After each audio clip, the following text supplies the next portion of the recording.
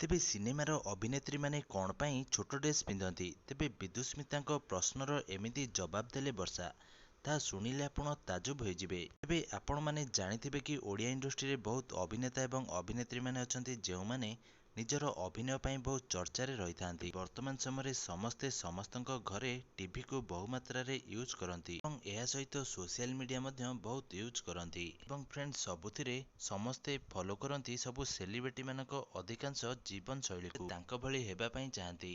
ତେବେ କୌଣସି ଚଳଚ୍ଚିତ୍ରଟି ହେଉ କିମ୍ବା ଧାରାବାହିକ ହେଉ କିମ୍ବା ଓଡ଼ିଆ ଆଲବମ୍ ହେଉ, ସମସ୍ତେ ନିଜ ନିଜର କେହି ନା କେହି ବହୁତ ପସନ୍ଦ କରୁଥିବା ଅଭିନେତା ଏବଂ ଅଭିନେତ୍ରୀ ଅଛନ୍ତି। ସେ ପସନ୍ଦ କରିବା ସହ ସେ ତାଙ୍କଠାରୁ ମଧ୍ୟ କିଛି ଶିଖିବାକୁ ଚେଷ୍ଟା କରନ୍ତି। ତେବେ ଆପଣମାନେ ଜାଣିଥିବେ କି ଅଭିନେତ୍ରୀ ବିଦୁସ୍ମିତା ଏକ ପ୍ରଶ୍ନ କରିଥିଲେ ବର୍ଷା ପ୍ରିୟଦର୍ଶୀଙ୍କୁ। ତେବେ ତାଙ୍କର ପ୍ରଶ୍ନ ଥିଲା କି ଯେଉଁ ଆକ୍ଟର ଏକ ଷ୍ଟୋରି ବେସ୍କୁ ନେଇ ଯଦି ସର୍ଟ ଡ୍ରେସ୍ ପିନ୍ଧନ୍ତି ତେବେ ତାହାର କ'ଣ ଚରିତ୍ର ହାନି ଘଟେ? ଓ ଯେଉଁମାନେ ଭଲ ଡ୍ରେସ୍ ପିନ୍ଧନ୍ତି ତାପରେ ପରଫର୍ମ କରନ୍ତି ସେମାନେ କ'ଣ ଚରିତ୍ରବାନ? ତେବେ କ'ଣ ଏହି ମାନସିକତା କ'ଣ ଆମକୁ ଏମିତି ଶୁଣିବାକୁ ପଡ଼ିବ ନା ଏହା କେବେ ଶୁଣିବା ବନ୍ଦ ମଧ୍ୟ ହେବ?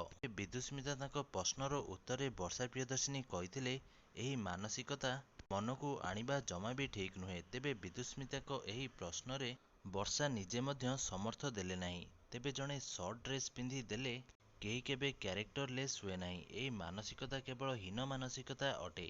ଯଦି ଜଣେ ଝିଅ ଡ୍ରେସ୍ଟା ପିନ୍ଧିଛି ଆଉ ସେଇଟା ସର୍ଟ ତେବେ ଆଉ ତାହା ପିନ୍ଧି ସେ ପରଫର୍ମ କରୁଛି, ତେବେ ତାକୁ ଦେଖି ବହୁତ ପ୍ରକାର କମେଣ୍ଟ ଦିଆଯାଏ।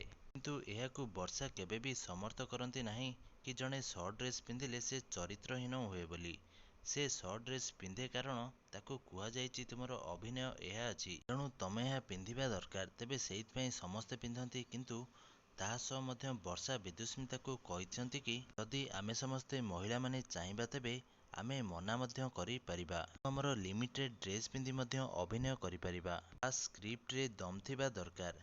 ତେବେ ଏମିତି କଲେ ତାଙ୍କୁ କେହି ବାଧ୍ୟ ମଧ୍ୟ କରିପାରିବେ ନାହିଁ କି ତୁମେ ଛୋଟ ଡ୍ରେସ୍ ପିନ୍ଧିବ ବୋଲି। ଆମେ ଯାହା ବି ସିନେମା କରୁ ତାହା ସମସ୍ତେ ଦେଖନ୍ତି, ବହୁତ ଛୋଟ ପିଲା ଯୁବପିଢ଼ି ମଧ୍ୟ ଦେଖନ୍ତି। ତେବେ ସେମାନେ ଆମଠାରୁ ଇନ୍ସପାୟାର ହୁଅନ୍ତି, ତା ସହିତ ପରିବାର ଲୋକମାନେ ମଧ୍ୟ ଦେଖନ୍ତି। ଏହି ଫିଲ୍ମ ମଧ୍ୟ ସମସ୍ତଙ୍କ ଉପରେ ପ୍ରଭାବ ପକାଇଥାଏ। ତେବେ ଆପଣମାନଙ୍କର ଏଥିରେ କ'ଣ ମତ କମେଣ୍ଟ ମାଧ୍ୟମରେ ନିଶ୍ଚିନ୍ତ ଭାବେ ଜଣାନ୍ତୁ।